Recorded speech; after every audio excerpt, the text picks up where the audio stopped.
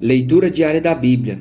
Hoje, dia 22 de março de 2024, iremos ler os capítulos 18 e 19 de Juízes. A tribo de Dan se estabelece em Laís, capítulo 18. Naquela época, não havia rei em Israel, e a tribo de Dan estava procurando um local onde se estabelecer, pois ainda não tinha recebido herança entre as tribos de Israel.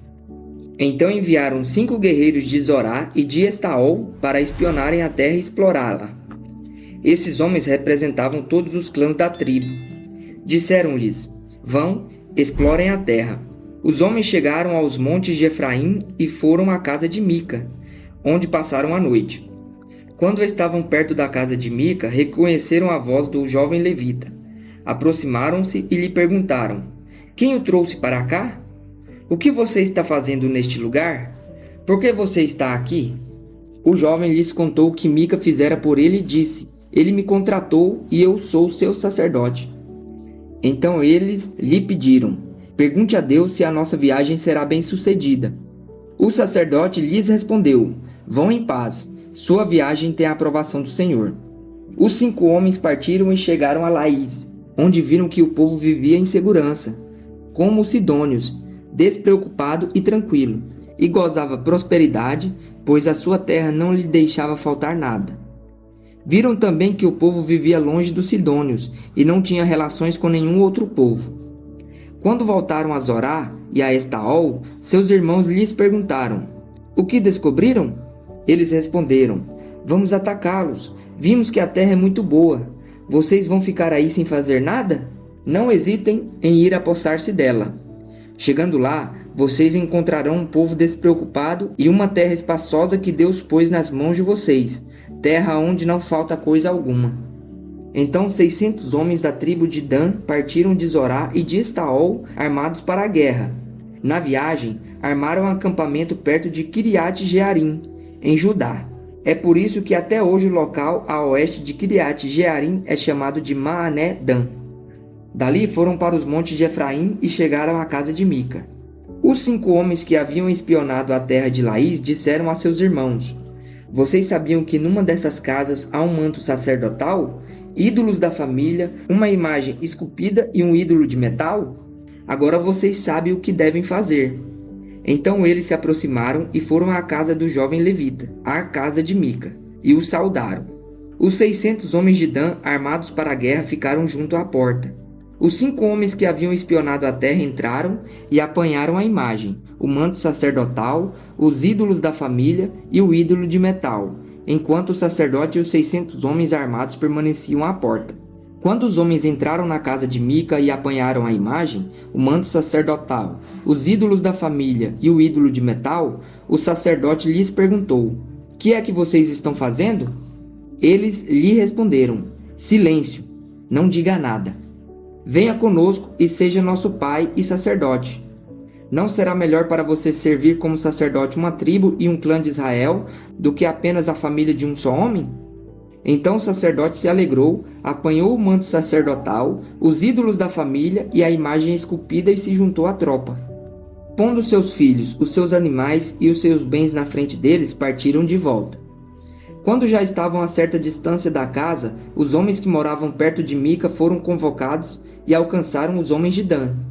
Como vinham gritando atrás deles, estes se voltaram e perguntaram a Mica: qual é o seu problema? Por que convocou seus homens para lutar? Ele respondeu: vocês estão levando embora os deuses que fiz e o meu sacerdote. O que me sobrou? Como é que ainda podem perguntar qual é o seu problema? Os homens de Dan responderam: não discuta conosco, senão alguns homens de temperamento violento o atacarão, e você e a sua família perderão a vida. E assim os homens de Dan seguiram seu caminho. Vendo que eles eram fortes demais para ele, Mica virou-se e voltou para casa. Os homens de Dan levaram o que Mica fizera e o seu sacerdote, e foram para Laís, lugar de um povo pacífico e despreocupado. Eles mataram todos ao fio da espada e queimaram a cidade. Não houve quem os livrasse, pois viviam longe de Sidom e não tinham relações com nenhum outro povo. A cidade ficava num vale que se estende até Bet-Reop. Os homens de Dan reconstruíram a cidade e se estabeleceram nela. Deram à cidade anteriormente chamada Laís o nome de Dan, em homenagem ao seu antepassado Dan, filho de Israel. Eles levantaram para si o ídolo e Jonatas, filho de Gerson, neto de Moisés, e os seus filhos foram sacerdotes da tribo de Dan até que o povo foi para o exílio. Ficaram com o ídolo feito por Mica durante todo o tempo em que o santuário de Deus esteve em Siló. O levita e a morte de sua concubina, capítulo 19. Naquela época, não havia rei em Israel. Aconteceu que um levita que vivia nos montes de Efraim, numa região afastada, tomou para si uma concubina, que era de Belém de Judá. Mas ela lhe foi infiel. Deixou-o e voltou para a casa de seu pai, em Belém de Judá. 4 meses depois, seu marido foi convencê-la a voltar. Ele tinha levado seu servo e 2 jumentos. A mulher o levou para dentro da casa de seu pai, e quando seu pai o viu, alegrou-se. O sogro dele o convenceu a ficar ali, e ele permaneceu com ela 3 dias, todos comendo, bebendo e dormindo ali. No 4º dia, eles se levantaram cedo, e o levita se preparou para partir. Mas o pai da moça disse ao genro: "Coma alguma coisa, e depois vocês poderão partir." Os 2 se assentaram para comer e beber juntos. Mas o pai da moça disse: "Eu peço a você que fique esta noite e que se alegre." E quando o homem se levantou para partir, seu sogro o convenceu a ficar ainda aquela noite. Na manhã do 5º dia, quando ele se preparou para partir, o pai da moça disse: "Vamos comer, espere até a tarde." E os 2 comeram juntos. Então, quando o homem, sua concubina e o seu servo levantaram-se para partir, o pai da moça disse outra vez: "Veja, o dia está quase acabando, é quase noite. Passe a noite aqui. Fique e alegre-se. Amanhã de madrugada vocês poderão levantar-se e ir para casa." Não desejando ficar outra noite, o homem partiu rumo a Jebus, isto é, Jerusalém, com 2 jumentos selados e com a sua concubina. Quando estavam perto de Jebus e já se findava o dia, o servo disse ao seu senhor: "Venha, vamos parar nessa cidade dos jebuseus e passar a noite aqui." O seu senhor respondeu: Não vamos entrar numa cidade estrangeira, cujo povo não é israelita. Iremos para Gibeá." E acrescentou: "Ande, vamos tentar chegar a Gibeá ou a Ramá e passar a noite num desses lugares."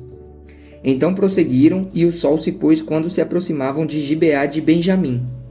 Ali entraram para passar a noite. Foram sentar-se na praça da cidade, e ninguém os convidou para passarem a noite em sua casa. Naquela noite, um homem idoso procedente dos montes de Efraim, e que estava morando em Gibeá, os homens do lugar eram benjamitas, voltava de seu trabalho no campo. Quando viu o viajante na praça da cidade, o homem idoso perguntou: "Para onde você está indo? De onde vem?"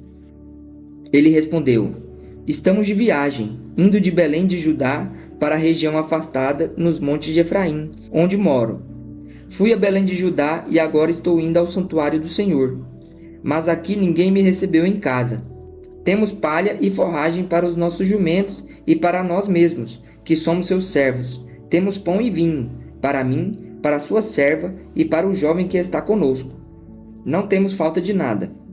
"Você é bem-vindo em minha casa", disse o homem idoso. "Vou atendê-lo no que você precisar.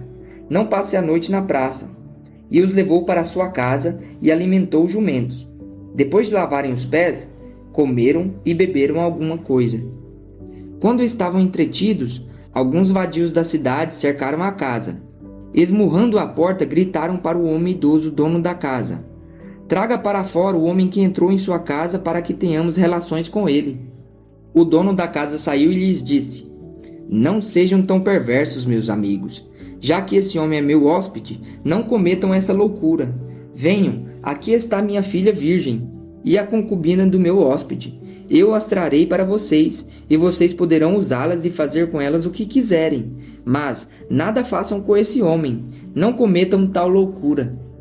Mas os homens não quiseram ouvi-lo. Então o levita mandou a sua concubina para fora, e eles a violentaram e abusaram dela a noite toda. Ao alvorecer, a deixaram. Ao romper do dia, a mulher voltou para a casa onde o seu senhor estava hospedado, caiu junto à porta e ali ficou até o dia clarear. Quando seu senhor se levantou de manhã, abriu a porta da casa e saiu para prosseguir viagem. Lá estava a sua concubina, caída à entrada da casa, com as mãos na soleira da porta. Ele lhe disse: Levante-se, vamos. Não houve resposta. Então o homem a pôs em seu jumento e foi para casa.